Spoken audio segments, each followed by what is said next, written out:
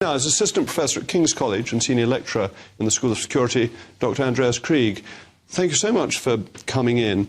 What do you think this means? Is it likely to turn into a longer ceasefire? What are the grounds for optimism, if any?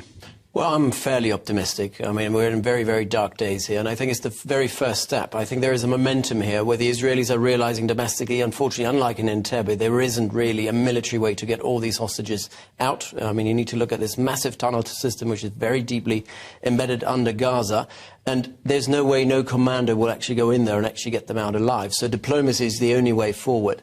And I think it's a deal that obviously drip by drip, Hamas will demand more ceasefire pauses, and in return they will give up some of their hostages. I think it's a good way of building trust between both sides. I think the Qataris have made amazing progress in that respect and kind of bringing the two sides together.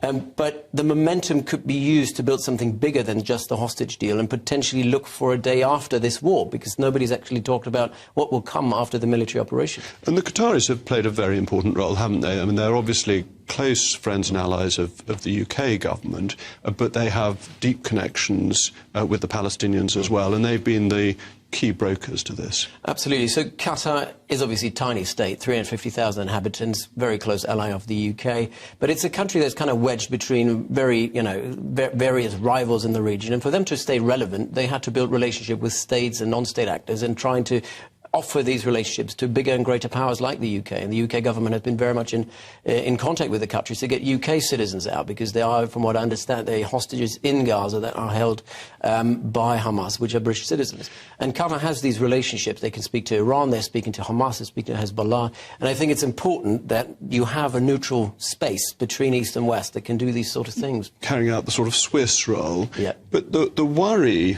from the Israeli point of view, indeed from the Allied point of view, is that Hamas will use this as an opportunity to regroup and to protect themselves from future attacks. How worried are you about that? Not very. I understand the narrative. Certainly they will try to regroup, but let's also not forget that Gaza City is in complete envelopment. I mean, the IDF, the Israeli armed forces, have completely encircled Gaza City, where most of the Hamas fighters are.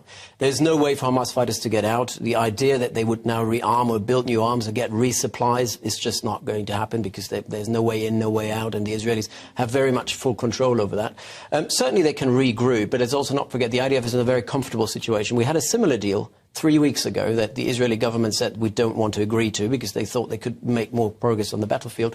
Same deal has now been approved, with conscious that the IDF is in a comfortable position, and also conscious of what is public pressure domestically. There are lots of Israeli citizens who are now saying bring the hostages home no matter what. And indeed the hostage families have been making very strong political protests within Israel, and they seem to have quite a bit of support for that. Absolutely. Also, what we need to understand here, obviously Hamas, terrorist organization, very radical. On the other side, you have radical elements within the Netanyahu government as well, who've been also an obstacle to security services, to the IDF and to the more moderate forces to actually come to an agreement early on. 3 weeks ago, as I said, we could have avoided a lot more killing had the Israelis made a commitment at the time, and now they finally made it. And from the IDF's point of view, is the loss of momentum going to make it harder for them to go back, or is the surrounding of Hamas that you described a factor that means they can actually continue when they want to? I think they can continue when they want to. Otherwise, operationally speaking, the IDF would have never really allowed this to happen. But we also should be quite mindful that, that the momentum in itself, I mean, this doesn't happen in a vacuum. There's a global public opinion, global public attention. A lot of Western governments and allies of Israel also saying you need to be more conscious of how you apply force, be more considerate, more proportionate. And so there's a momentum building as well as we kind of decelerate this war, that with these pauses, potentially the IDF will kind of get into a phase where people are saying, actually, maybe you can't win this war militarily. Maybe there is a way to move forward through diplomacy. And therefore this is potentially a small start. It's Yes. not the end, but it's, we hope, the cloud no bigger than a man's hand. Absolutely.